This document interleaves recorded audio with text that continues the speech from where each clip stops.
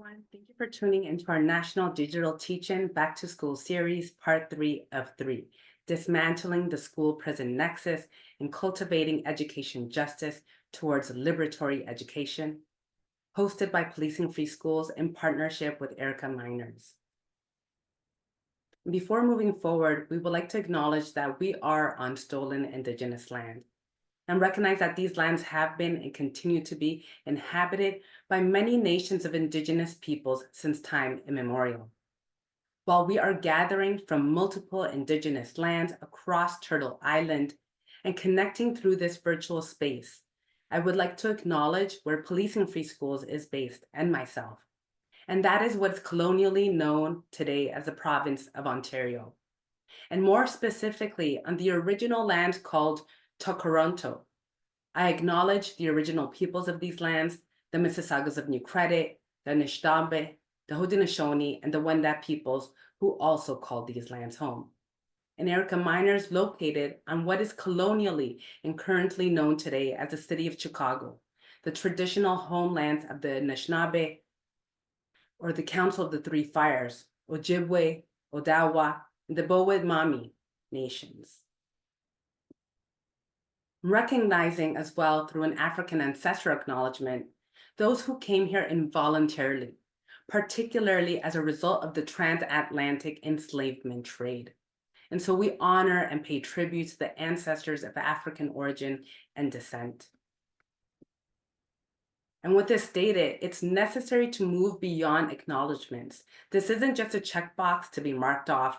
It is Indigenous, Black Afro-Indigenous, Black African diasporic, including across their intersecting identities, those who are disabled, neurodivergent, make up of the community of two-spirited LGBTQIA+.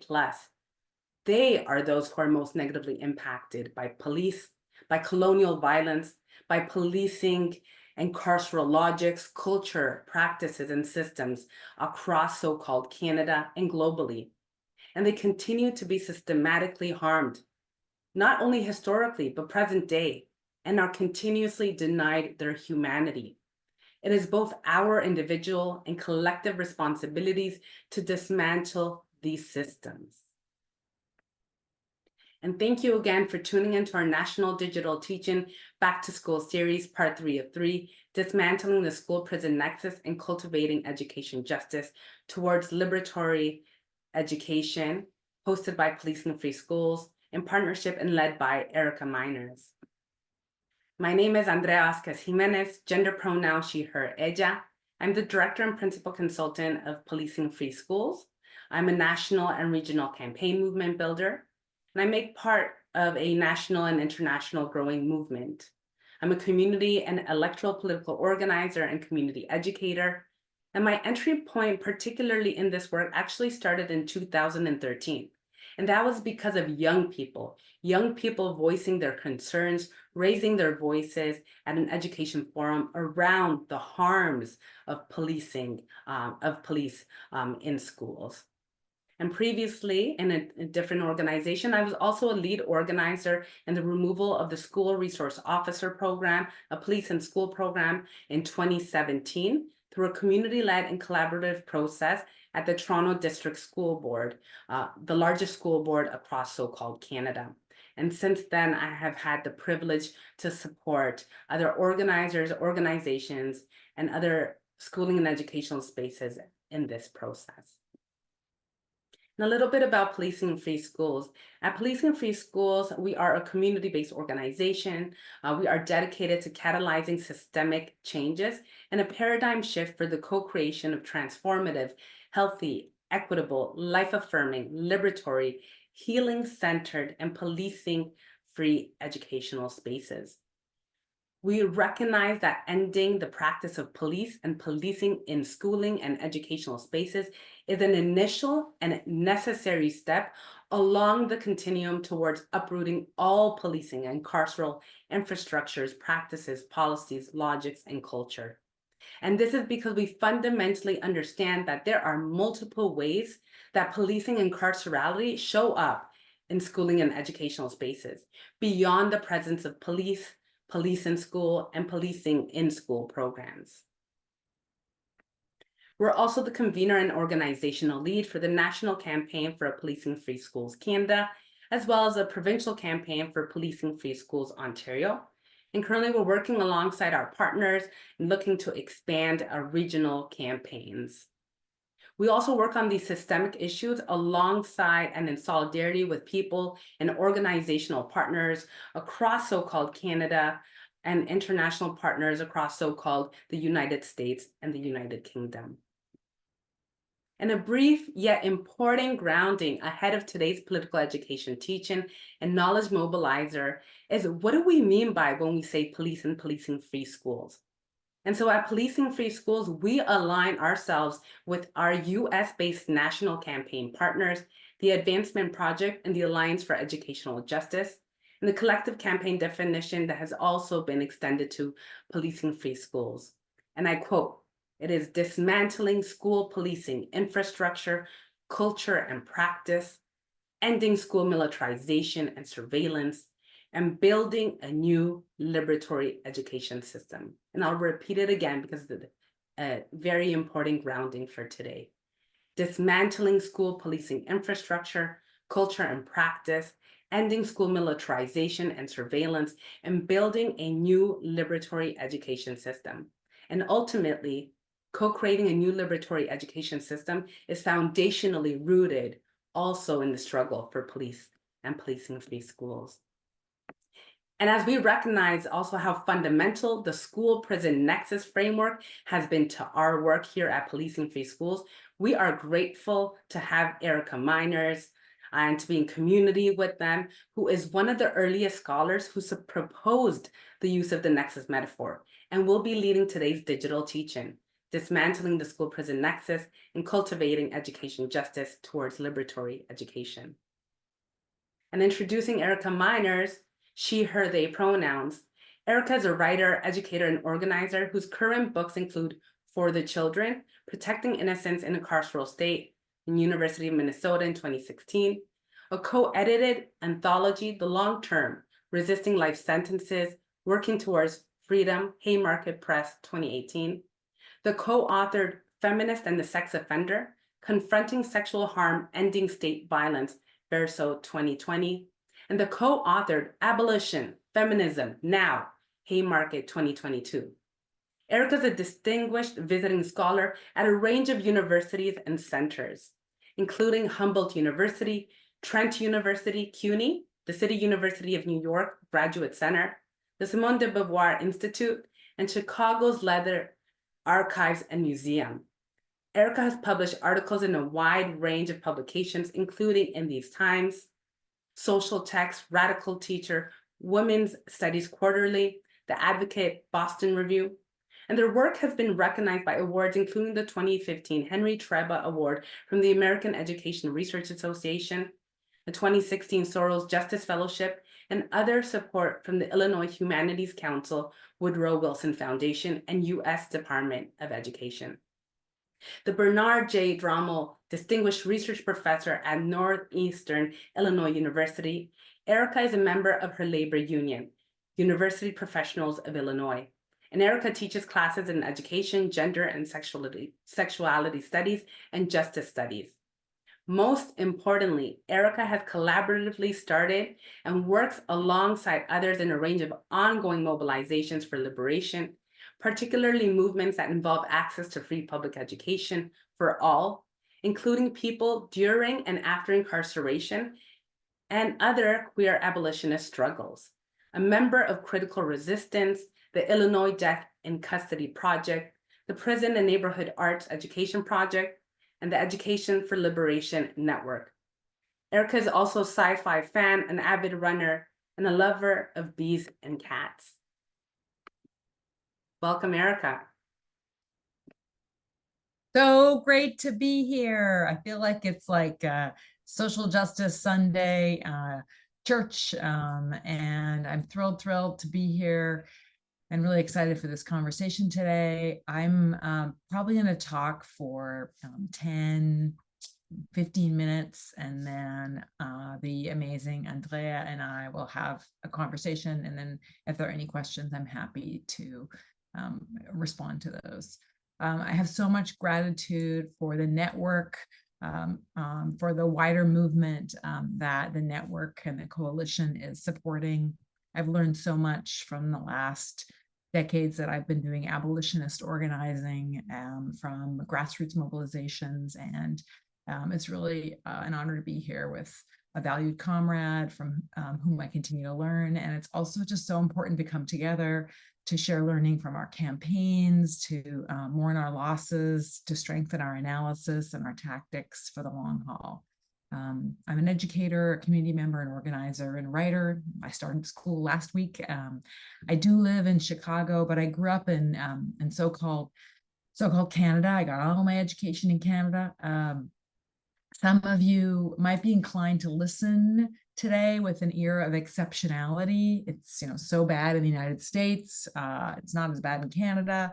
But before we start, I just want to gently redirect you. Both, it's not a competition. Like, where is the prison industrial complex the worst, or where is it better, or how can our prison industrial complex be better? So it's not a competition.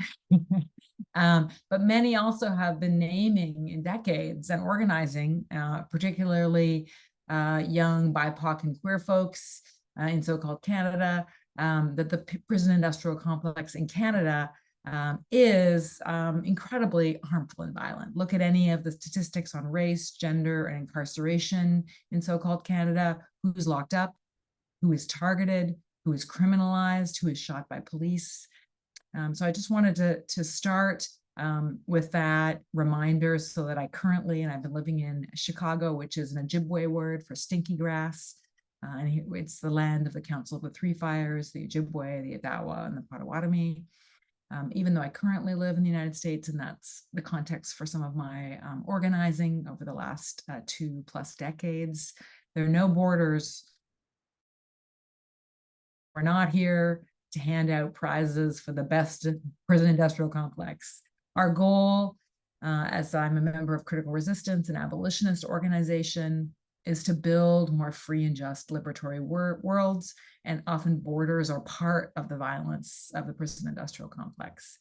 So I just wanted to start with that kind of note about exceptionality, the note about kind of audience and kind of context, because context is super important. I believe that organizing is both hyperlocal, but must be connected to an analysis that is internationalist. I'm going to be talking a little bit about some of the work that I'm connected to here in Chicago. So I want to do 3 things today. I want to briefly remind us that this conversation, this movement, this organizing that we're in isn't new. I want to ground that discussion, our discussion today, in a little bit of a historical context. That's the first thing I want to do. The second thing I want to do is just offer some key words or key terms that have been helpful to me in some of the organizing I'm connected to, because language matters, analysis matters. So I want to talk a little bit about sort of school to prison pipeline, school to prison nexus. I want to talk a little bit about abolition and reform. And I want to talk a little bit about this idea of liberatory education. And the third thing I want to do today in my 10-15 minutes is end with this political moment, both some worries kind of about our political moment and about our organizing from my kind of on the ground work here, but also some excitement, some joy, right? I want to end with some joy and some energy. So 3 things in 15 minutes. Again, questions are welcome. So the first thing I want to talk about is I just want to ground our conversation in a little bit of a historical context. And I want to push back and remind us that policing in schools and resistance to policing and the violence of policing in schools isn't a new issue. And I want to offer a foundational truth, which may seem kind of contradictory to some, but I think is part of sort of the tension of organizing work. So I want to remind us that public education or schooling has never been a neutral project. from the so-called residential schools for Indigenous communities across North America, which were deeply violent carceral structures, to today's vitriol, directed at the drag queen story hours, right? Schools have always been sites of white supremacist, ableist, heteropatriarchal violence. So I just want to repeat that, of white supremacist, ableist, heteropatriarchal violence. And here's the contradiction. And these public schools have always been sites where young people targeted by white supremacist, ableist, heteropatriarchal violence have resisted, organized, pushed back, fights for ethnic studies, for language, for survival, for public dollars to be used equitably. These struggles in schools are often led by, instigated by young people, right? Yes, fabulous teachers are allies, but I want to just center young people and their resistance in our conversation today. And I was thinking back today, knowing that I was speaking to primarily an audience in so-called Canada. I was thinking about the Keswick High School students who in 2009, just outside of Toronto, walked out in support of 15-year-old Jack Kang, who was expelled from all schools in the district and charged with assault for defending himself against an explicitly racist attack by white students. Students saw that injustice in 2009, and student pressure, a student walkout, got the criminal legal charges dropped and got young Jack Kang, a Korean Canadian student in a majority white school in a majority white town, reinstated as a student. Both the school and the criminal legal system immediately targeted Kang when he was trying to defend himself. And this is a familiar script, of course, we know. Those targeted in schools for harm, when they defend themselves, then they're the ones punished. I relate this example, and I was thinking of this example from 2009, right? I was going to say 25 years ago, but 15 years ago. Because youth organizing matters critically. Young people's walkout got him some weak form of justice, got the charges dropped, but as critically, it points to the white supremacy coursing through schools and communities. And policing is one form of state power that aims to reproduce the white supremacist, ableist, heteropatriarchal violence, but schools themselves are another form of state power, and that formally through things like curriculum and policies, and also informally through something that we call the hidden curriculum, reproduce norms and values as Kang experienced that are deeply harmful. I'm offering this historical context to remind us that people often think of schools as sort of neutral sites. Policing is the problem, but schools themselves are value free, especially they're about children, which is kind of an inherent good. And I'm challenging that assumption, that often prevailing story or narrative. And I'm also offering, potentially for some, a contradiction that schools are both sites of deep harm and violence, and also there's for decades have organized, recognized this, and pushed back on these forms of these carceral systems that are built into schools, and these carceral practices that schools aim to naturalize and reproduce. So that's the first thing I just wanted to sort of quickly flag, is this historical context, seeing schools as not somehow outside of the carceral or punitive or punishing apparatus, but part and parcel of it. I think that's an important kind of theme that I'm going to come back to today. The second thing I wanted to do, if you're following my little map today, one is a little bit of a historical context. Two, I wanted to shift to language, and three, I wanted to move to this political moment. So we're on two, which is language. And I, when I moved to Chicago 25 years ago, I started supporting young people who were organizing to end the school to prison pipeline, as that was the language that was used 25 years ago.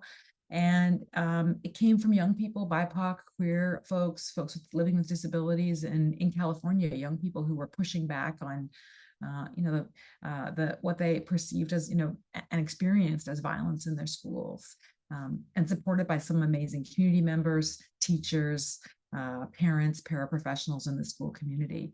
And in Chicago, we were also doing that work, pushing back on things like the so-called zero tolerance policy in schools that, was mimicking the criminal legal system, 3 strikes and you're out. Um, pushing back on the expenditures, like there was always money available for metal detectors or surveillance cameras in schools or policing or security guards, but there was never money available for, after school programs, for, high quality, video production labs or chemistry labs. So young people were organizing around the school to prison pipeline, and it was successful. It had some limited success. It was kind of galvanizing in the public sphere. People were paying attention because it was, kind of a powerful language. But what we also found is that language, school to prison pipeline, often led, people, the state, policymakers, white folks in the suburbs, right, to view the problem really narrowly, right? If the problem is a school to prison pipeline, what we need to do is just have bureaucratic fixes in schools. It's a policy problem. It's a training problem. If we just change disciplinary regulations, if we just, change the outfits on police, that's going to address the issue. And young people were making, radical visionary demands. They didn't, calling for an end to the school to prison pipeline decades ago. They didn't want just, cops in schools. They wanted, freedom. They wanted justice. They wanted liberatory experiences in their lives, right? And they didn't want a school that looked and resembled the jail in the system. So I was a, kind of growing abolitionist at that time, 25 years ago. And I was worried about how this demand was being interpreted. It isolated also schools from communities. It's not that, communities also were hyper-policed, especially across Chicago. It centered, schools value free, as curriculum is not the problem, but police as the problem. And it also didn't kind of surface the carceral logics or the punitive logics that were, kind of in the mix in schools. Yes, police were one manifestation of that, but they surfaced in so many other ways. And it also implied kind of like a, linear and ahistoric, with progress at the end. We just need to do these, checklist of things and we're going to be, thumbs up, right? So myself and other people moved towards this language of nexus because it helped us to widen the unit of analysis, widen the problem. It helped us to open us up to more an abolitionist framework. It reminded us that police and schools, disciplinary policies that were highly carceral and punitive, yes, these were core parts of the problem, but we also needed to name curriculum, teacher training, school funding, and also the relationship between the school and the as also things that were needed to be shifted and changed and rebuilt, right? So the slippage the school to prison pipeline, kind of led us to see the problem really narrowly, just police. Also the Nexus language opened us up to this more abolitionist practice and framework, also pushed us to think about, our own sort of, as the wonderful Paula Rojas said years ago, the cops in our head and the cops in our hearts, right? Not just, that policing isn't just a practice of the uniformed officer, but it's also the ways in which people are naturalized, conscripted, learn, about policing as a normal practice. And, we can police one another and harm one another in so many different kinds of ways. So that language, school to prison pipeline, I always want to honor the young people, the young organizers who used it so effectively to point to systems, systems that were in play that were deeply harmful. And I think one of the skills the carceral state has is sort of taking our demands, taking our language, taking our vision and kind of stripping it of any politics or practice. What you want, right? So I'm going to come back to that in the next section. But for us, for many of us, organizing, kind of opening it up using the framework of a nexus was able to made us able to acknowledge the role of history, see that schools, existed in communities, and that we couldn't just fix schools, that it wasn't like a linear progress narrative, that it's not just the obvious manifestations of carcerality that we need to be challenging, but we also need to be paying attention to so many other systems and structures. Really important. And that kind of moves me to another key idea that we're talking about today: liberatory education. And I love the definition that Andrea offered. And it reminds me of a line from the brilliant and beautiful thinker and organizer who's living in the United States, or Ruth Wilson Gilmore, who says, kind of, where life is precious, life is precious. And it makes me think about all of the concepts that Andrea offered, things that are affirming or healing centered, schools and communities that center those as the values, where life is precious, life is precious. We don't have that, but we're visioning towards that. We're working towards that. And I think that's a deeply abolitionist practice. I'm part of an organization, Critical Resistance, that I had a convening, almost at the time that the students walked out in support of Jack Yang in 2008. And we came up with a 3-part framework that mirrors a little bit what the definition that Andrea offered to organize that conference. It was asking, Critical Resistance was having a conference on abolitionist imagining and campaigning in 2000. Maybe it was 2007. I'm going to embarrass myself now. But the 3-part focus for that conference was: what do we need to dismantle? What do we need to change? And what do we need to build? And I think when I think about liberatory education, there's so many things we need to dismantle: get rid of policing in schools, standardized tests, the fact that teachers have to pay. It's very expensive to become an educator. Why isn't post-secondary education also free? There's so many things we need to dismantle, but what do we need to also change about ourselves, that cop in our head, that cop in our heart, the ways in which oppressive logics like ableism permeate language and constructions of curriculum. But also that 3-part framework: dismantle, change, and build, is about building. What do we need to build? What do we need to experiment with? What do we need to practice? What do we need to try, right? So for me, liberatory education and as an abolitionist praxis, apartheid, this 3-part: what do we need to dismantle, what do we need to change, and what do we need to build? And we can and always do in our social movements all of those 3 things at the same time: dismantling, changing, and build. I think really important. And I also just want to flag another beautiful text by people living in so-called Canada, our Rehearsals for Living.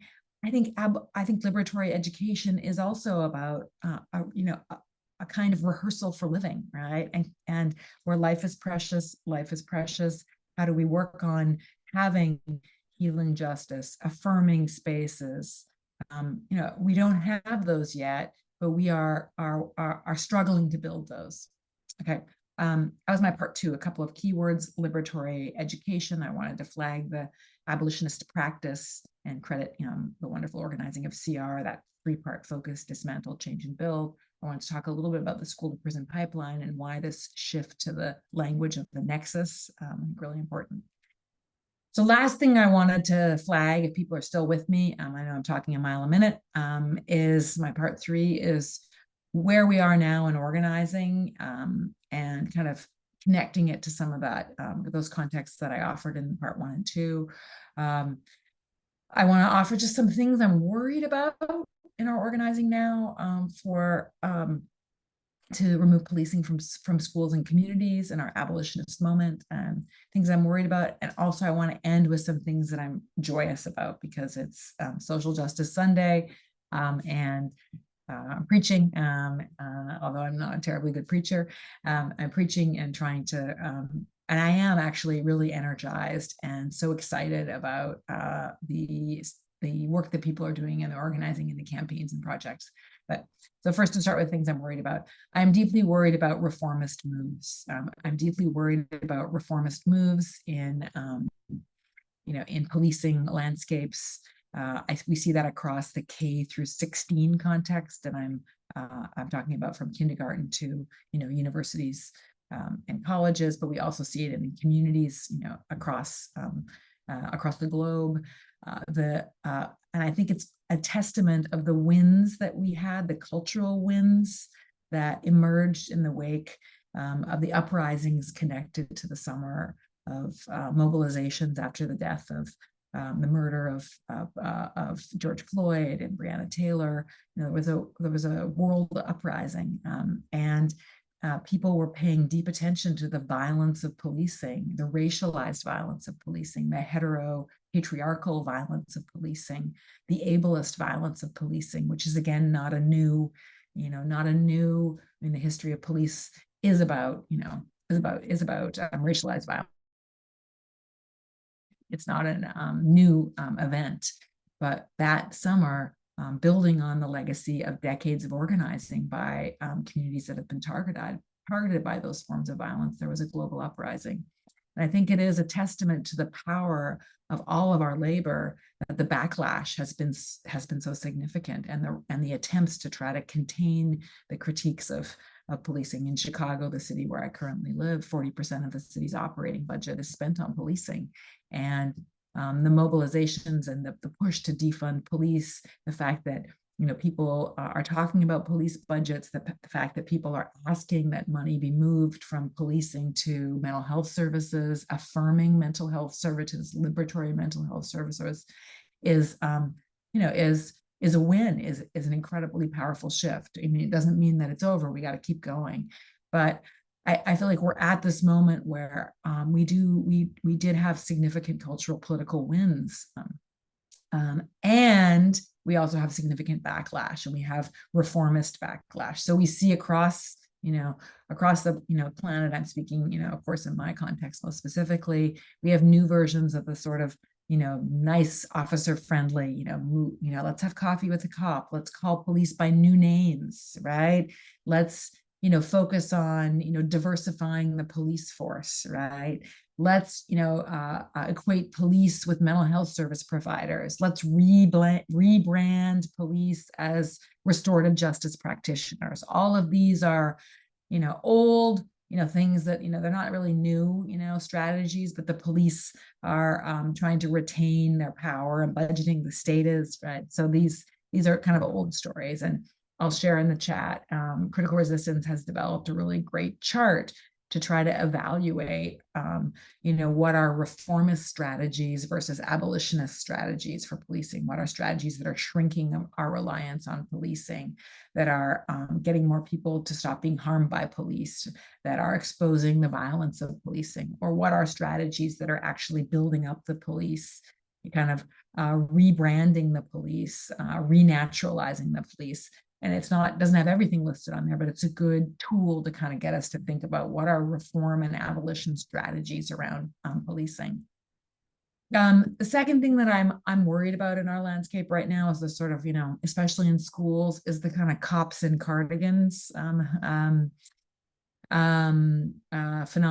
And again, it's not new, but work against what we call the family policing system is often harder to recognize. So the family policing system might be, in your context, the language of child protective services or child protection, child safety. And those, while there's a really, smart and important against those systems, we don't have quite as much political analysis and campaign work developed there yet, and it's not as it hasn't moved into mainstream campaigns and left organizing, and we need to continue to do that work. So while we're having some limited success on shrinking or reducing police in schools, we don't want to have those same functions of white supremacist, ableist, settler, colonial, heteropatriarchy, those same forms of policing done by cops and cardigans, right? Social workers, family welfare workers, who can do significant forms of violence. So I think that it's really important to be paying attention, especially, I remember a campaign that we did 20 years ago in Chicago, like counselors, not cops. And of course, yes, absolutely. But what kind of counselors? I think paying it, sort of the devil is in the details here. And I really love, Andrea talked about liberatory education, affirming, healing centered, equity-based, any kind of language that's like pushing there. And also going into my next point, following the money, right?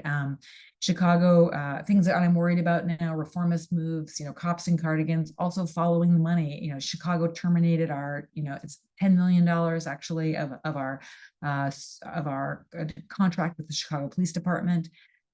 So we don't have uniformed police officers in school this academic year, but where is that $10 million going, right?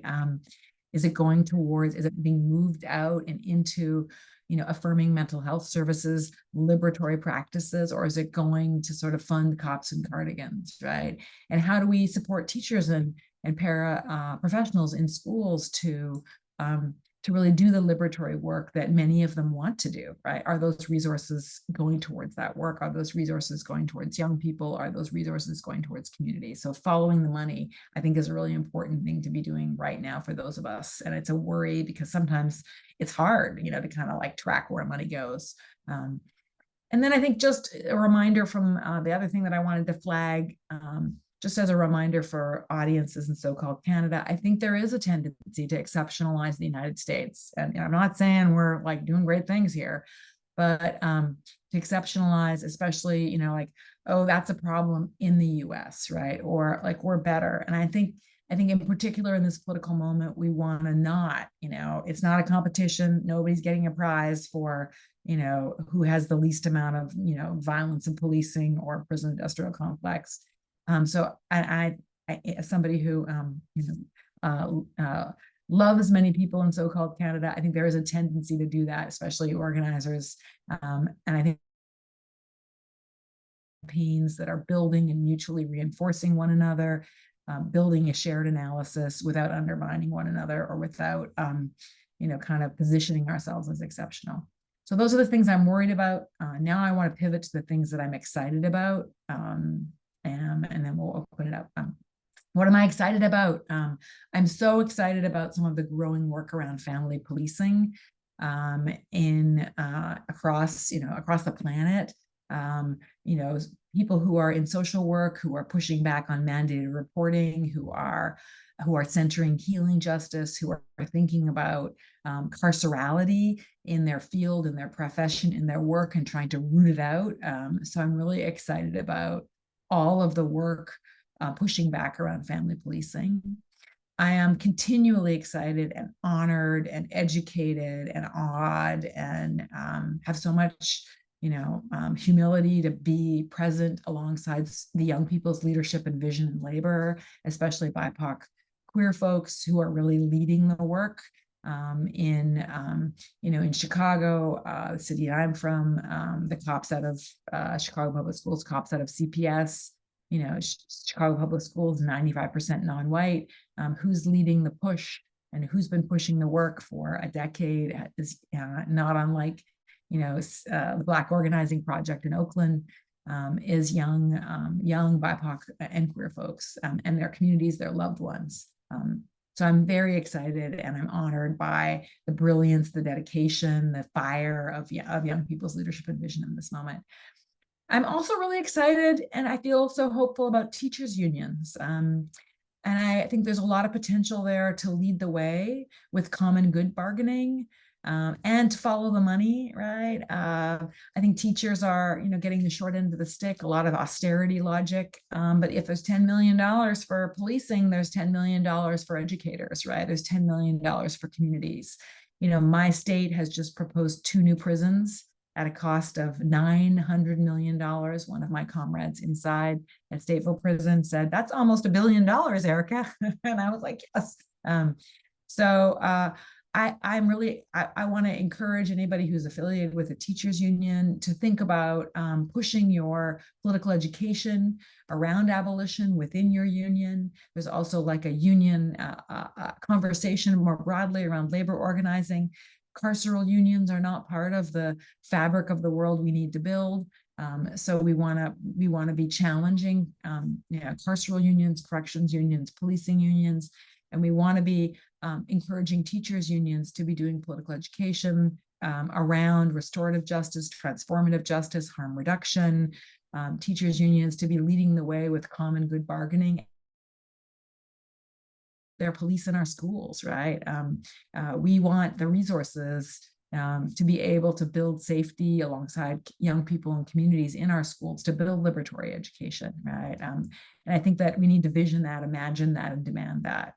I'm excited by networks like this who are doing political education, building language, sharing resources.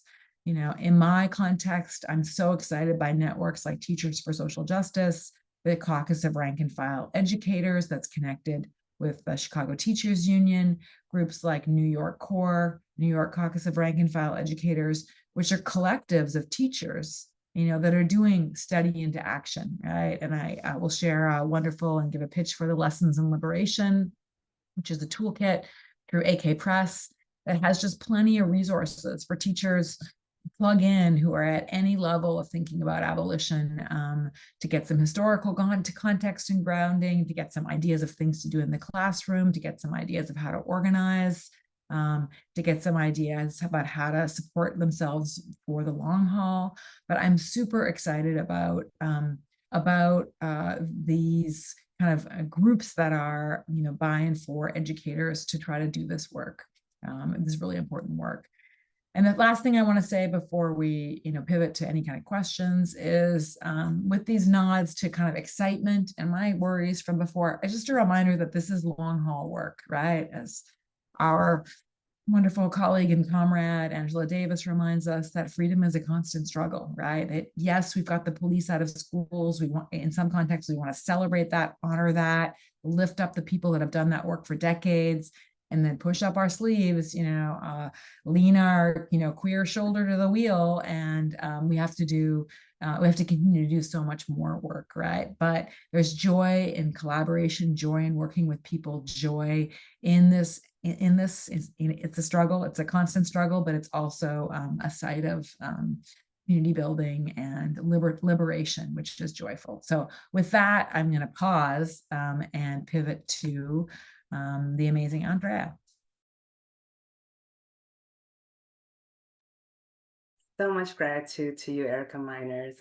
So much gratitude. So many things that you had mentioned resonated and really expands what will further inform what we need to do to ensure a liberatory education is being co-created, and most definitely dismantling police and policing carceral systems within educational spaces and beyond.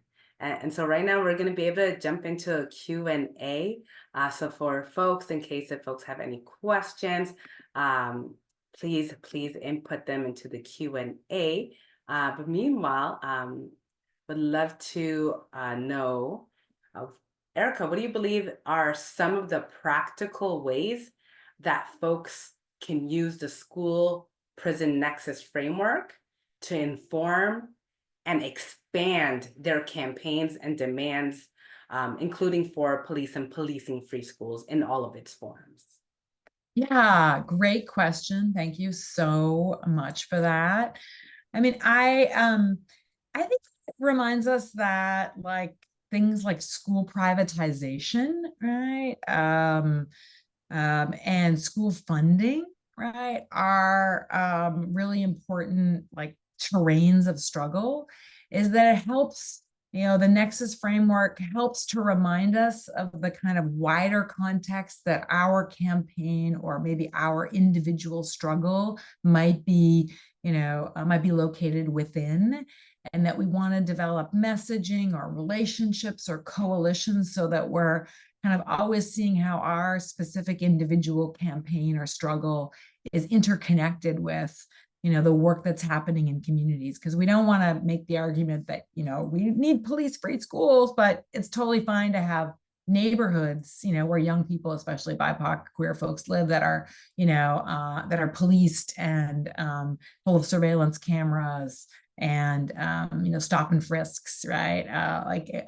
So the framework, the impetus and the push behind the Nexus language is to have us sort of see our work as interconnected in schools, as interconnected with a fabric of abolitionist struggles. Like a friend of mine often talks about, this might be a not a great analogy, but the whack-a-mole game, that they play at some fairs, where the little hedgehog jumps up and you have the mallet, right? And that often we as organizers, campaign people are targeted by criminalization. We get focused on one facet of that because we have to, like, we want to stay alive. So we're, fighting policing in schools, or we're fighting a new immigration prison construction, or we're fighting a new law, or we're fighting, against, police getting new SWAT vehicles, right?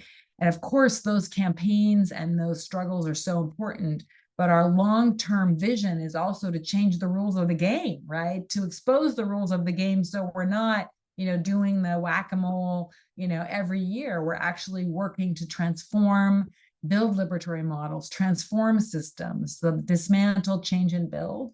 So for those of us that are working on, policing in schools, the Nexus framework might, open up the landscape and have us make connections between interrelated like school funding and school privatization, or curriculum as terrains of struggle that we need to be paying attention to. And it doesn't mean we got to do everything at once, but it means that we need to see ourselves as part of a wider coalition or a wider struggle for freedom and justice. Thank you so much, Erica. And next, what about for those who feel comfortable in, they've been using the metaphor and the framework of school to prison pipeline for quite a long time and feel very comfortable in that? What would we say to them about if they were to continue to using the school to prison pipeline metaphor? How is it that it reproduces the status quo and even perpetuates ongoing harms? I mean, I try to distinguish between, people who are doing organizing work and kind of, because at the end of, both I care what things, this is going to sound contradictory, both I care what things are called, and at the same time, what matters most is like what people are doing, who they're doing with it, who they're doing that with, why they're doing it, and what vision they're working towards. And in my experience, sometimes people use different language, right? People use different language in their work because it resonates with communities, it resonates with themselves. I mean, there's a difference if the state or the government is telling us you can't use abolition or you can't use something, then I feel like we all should be using that word and we all should be calling ourselves that. But both matters, kind of what we call ourselves, and at the same time, it also matters, what we're doing, why we're doing it, who the we is, what vision we're working towards. And I think I offer that to say, I want us to, get hung up on language because language matters, but I also want us to not, let that be the terrain of struggle that we're engaged in. And I think many of us were offering the Nexus language because it was kind of helping us at a political moment, and I think continues to help us, kind of as we organize to connect our work to other struggles and sites, to deepen our practice, to build kind of, an abolitionist coalition, to think about practice, to think about history, to think about our work for the long haul, rather than kind of like a linear checklist progress, here we are, we're done, right? I think your question is both like a tricky question to answer, because I want to say, if you're working towards the same vision of freedom that I have, right? I'm down with, whatever you want to call it, right? And at the same time, we need more political education. We need more praxis theory plus action plus reflection, so we need more opportunities like this to kind of get together and share what's working, what isn't working, and why.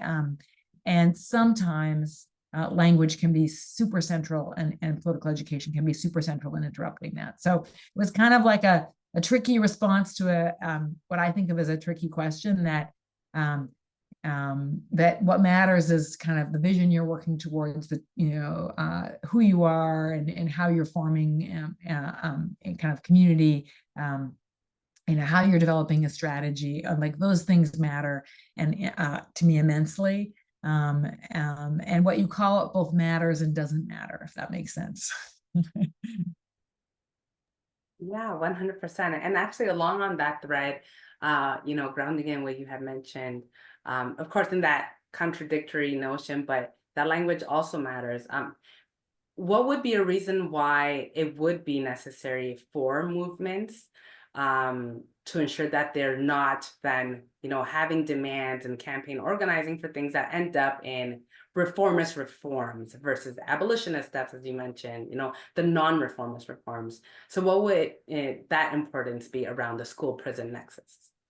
Yeah, I think it was a great question. I mean, when in the United States, when Obama was president, he started to, his administration, not him, I don't think, started to use the language like, we're going to solve the school to prison pipeline by, and then his office was kind of offering some suggestions, like, and I think that's when the state starts to use your language, and then tell you what you want. Then it's like a, 5-alarm Panic at the Disco button to push, right? So I think that's one of the tactics that the carceral state has, is to sort of absorb our demands, take our organizing, and then feed it back to us as not actually what we want, right? So in response to your great question, I mean, I think anytime we see, like, the Chicago police now have an Office of Restorative Justice, right? And they say they do restorative justice work, and that's not an anomaly, but it's within the policing budget, within the office, or within the Chicago Police Department. So I think again, that praxis, theory plus action plus reflection, right? So as we're building movements, as we're building campaigns, as we're experimenting, as we're practicing, we have to stay very careful that the state is going to tell us, oh, we're doing restorative justice. But then it's like, okay, wait a second here. Is that the kind of demands that communities were making, grandmothers were making, teachers were making, young people were making? No, like being able to stay connected to what we need and stay focused on what we know we need, the world that we want to build. The carceral state is telling us that they're delivering. So I think that a clear indication is anytime the state uses our language, is telling us that they're doing, that they're solving the problem of the school to prison pipeline. Then we're like, or not just the police or the state, but often people in power, people in dominant power structures, right? So I think that's so if you're an organizer and you're you're doing that work, or you're in a school and somebody's developing a curriculum that they're selling to your school district about, here's like the 10 ways you can solve the school to prison pipeline, you might want to be like, okay, this professional development workshop that is being offered by the police department, right, might not be actually the liberatory visionary, might not be what I want to get on board with. Instead, I'm going to go to my, in my community and see who's been working against this, against policing in schools for decades. What are the young, what are the young people, what were the demands that the young people have been making historically, that the grandmothers have been making, that the Black educators have been making, that the people associated with freedom and have been making. So I think trying to have a healthy skepticism and a critical eye when people in power are like, we're putting forward a solution, because as this whole kind of teaching has been flagging, it's like people have tools, have visions, have suggestions, have strategies. Don't fall for the top-down response. Yeah, thank you so much for that. just as previously, this resonates so much, like even around when we're talking about the national landscape and terrains across so-called Canada, and I'm sure in so many other spaces as well, because this is a global issue. Um, we've seen the co-optation of the original call for police-free schools, right? We've Yeah. seen where schooling and educational spaces have been, solely equating the call with the act of removing police and policing in school programs. We've seen schooling and educational spaces are not doing the ongoing critical work that communities have been demanding from time, right? We've seen that the educational spaces that have never had a police or policing in school program claim that they are police, claim police-free schools because they just have never had a police in school program. And that the removal of police and policing in school programs across all educational levels, including post-secondary institutions and pre-kindergarten, have always been a first and necessary step on a larger journey towards liberatory education.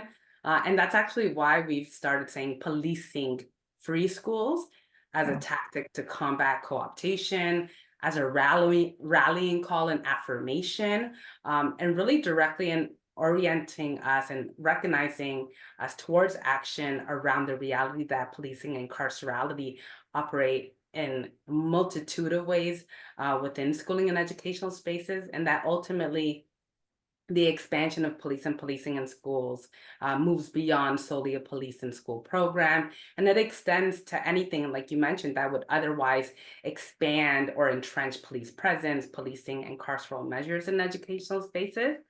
And so thank you so much for that. And then, the last question for today, um, and it's really grounded in, this moment of joy and moving towards a vision where liberatory education is existing, right? And it exists in so many ways, in so many spaces.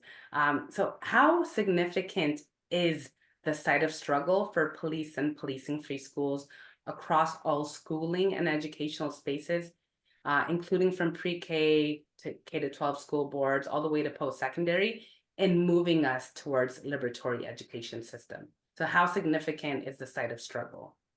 I think it's, again, it's one of those like tricky questions. The both and question is that, yes, absolutely. It's symbolic, it's representative, it does, real forms of bodily violence, right? So yes, and like, it's the sort of the Black feminist framework, the both and framework. Yes, we got to get rid of them, and we can't see, uniformed cops in schools as the end, as the finish line, right? So I think it's the both and that, we have long haul work to do, and that of course carceral systems, anti-Black violence, heteropatriarchy, in schools is often embodied in the figure of the school security officer, the police, in all kinds of harm that unfolds in schools, and at the same time, that's not the only entity by any means. So I think it's the both and I feel like it is like a gateway to getting people to think about carcerality in schools more broadly. And so, and it's a gateway towards organizing and building, like if we can have discussions about safety and freedom and justice and liberation, and if the figure of policing in schools opens the door for those conversations, which I've seen in many cases it can, then I think we're kind of off to the races, because like getting rid of cops in schools is like the door opening towards like liberatory, can be, sorry, I'll say that can be the door opening towards more liberatory, affirming, healing centered, radical. It really gets people to think about carcerality, and it gets us towards thinking about that, dismantling the police is one part, but what do we want to change? How do we change that cop in our head and the cop in our heart? And then also, what do we want to experiment with? How do we want to build? How do we want to address reparations, healing, in our school? So I feel like it's the, again, that, a tricky response, the both and, that it's important, but it's important also for what, the kind of things that the other kinds of conversations that it can instigate. And I feel so deeply grateful to all the organizers that are, doing that doubled work, like pushing to get cots out of schools, but saying, hey, it's also, it's about liberation, and it's not just the removal of police from schools that's going to build liberation, but it's all these other things, and these are the things that I want and need, and we got to take those seriously. So I feel like it's that both and that's really energizing and exciting that so many of the grassroots organizations, have been doing for decades, right? So frankly. Yes, yes, and yes. Love it. So much gratitude again to you, Erica Miners, for being here in community with us, and extending gratitude to all y'all, to the young people, students, parents, caregivers, guardians, educators, administrators, elders, community organizers, community members, wherever you may be from coast to coast to coast and beyond. Thank you for being part of this critically necessary national back to school digital teaching, dismantling the school prison nexus and cultivating education justice towards liberatory education. And please, please do connect with us. We have a bunch of resources on our website, www.policingfreeschools.ca. Please connect with us. Join our listserv. You can also email and follow us on all our social media channels. And please also definitely connect with Erica Miners. And thank you so much again for all of you. And thank you, Erica, for joining us. Thank you, people. Have a great Labor Days tomorrow. Okay, take care. Bye. Thank you. Take care. Honor.